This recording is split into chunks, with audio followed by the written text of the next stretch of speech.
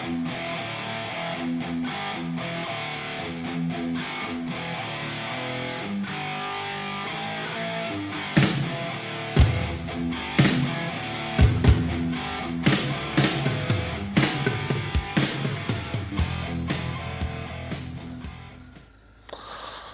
well, hello YouTubers, it's Paul from Southeast Motorcycle Training again.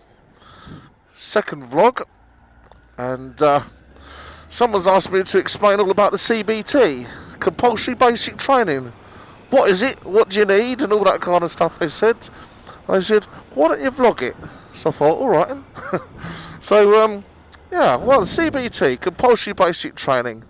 Normally, where's this car going? Hang on. Normally, it is a day's course. You can do it when you're 16 years of age.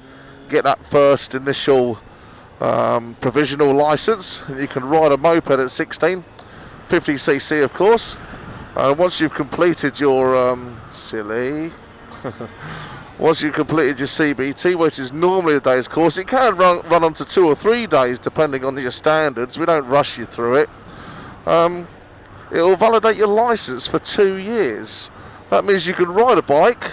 If you're 16, it's a 50cc with L plates front and rear, and remember, you're not allowed to carry a pillion passenger or anything like that, so you have to just ride solo with L plates front and rear. Don't cut them down, just keep them at full size. And if you're 17 years of age, you can ride up to 125cc, 17 and over, 125cc. You still got to have L plates front and rear. Okay. What you need is your provisional license or your car driving license, because your provisional license will be on then. And yeah, you turn up at our training centre at 8:30 in the morning, and we will provide everything. Now, I say we provide everything.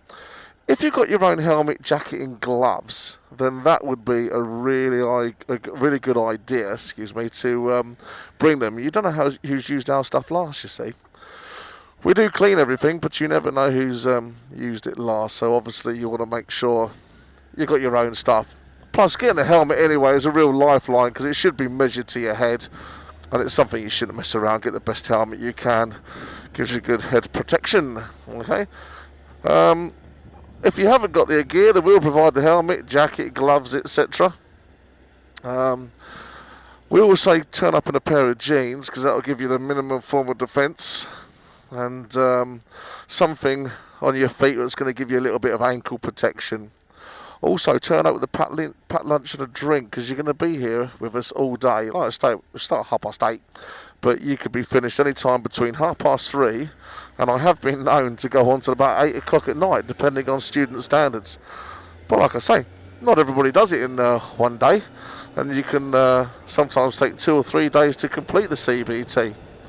The longest CBT I've ever done to train someone is approximately about a week. Well, I say a week's training, it was done over about a month, and they just weren't very confident. And to be honest with you, there's no stigma attached to that.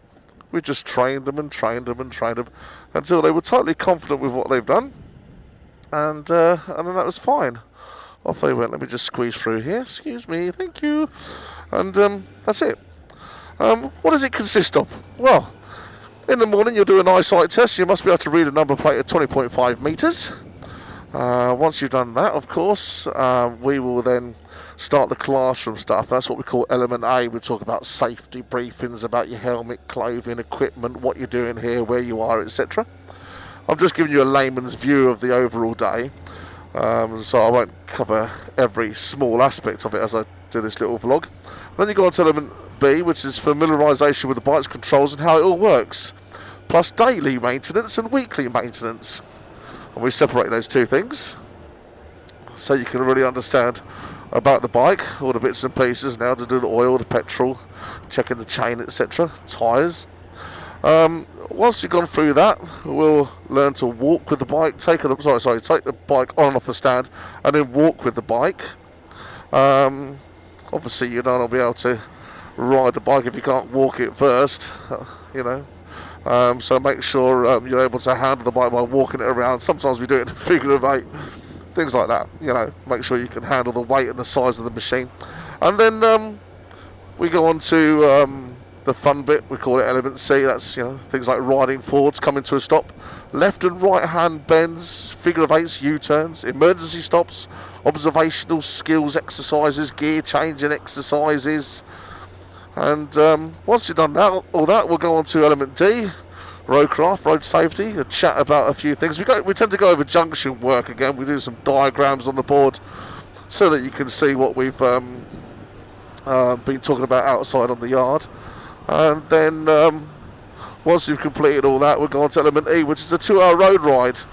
Now, the 2-hour road ride, sometimes it is directly on 2 hours, and sometimes we go on and on and on. You could have a 3-hour road ride. It could end up as 4 hours, but we've got to make sure, of course, you reach a required standard that we know when we sign that certificate, you're going to be safe on the road. So yeah, that's basically the CBT. And like I say, once you've completed that road ride of 2 hours, then you'll get your little, what we call a DL196 certificates, and that will validate your license for 2 years. And that's it then. You've got your CBT. Obviously, once you've got your CBT, you can then go on to other things, like your full motorcycle license. Okay, so well, that's that for that. I hope that answers all your questions. If it doesn't, leave a comment and I'll try and answer it when I can. Again, like this YouTube thing if you want to, and feel free to subscribe. And of course, you can also find us on Facebook as well. Okay, well, that's it from me. I'm on my way home after a lovely, lovely, lovely day at work, and hopefully I'll talk to you guys soon, and hopefully we'll see you soon as well. Okay, guys, thanks very much. Bye.